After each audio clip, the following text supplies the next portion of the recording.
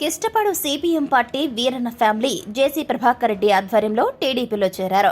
పెద్దక్క, చిన్న సుంకన్న, పెద్ద శ్రీరాములు, సుజాత, చిన్న శ్రీరాములు, లక్ష్మీదేవి, చిన్న వీరన్న, రమణమ్మ, రాజేష్, రేవతి, మహేష్, అలాగే సుస్మిత, సుకుమార్, వీరకుమార్, రంగమ్మ, అశోక్, హుస్సేనమ్మ వీరితో పాటు మరికొంతమంది టీడీపీలో చేరారు.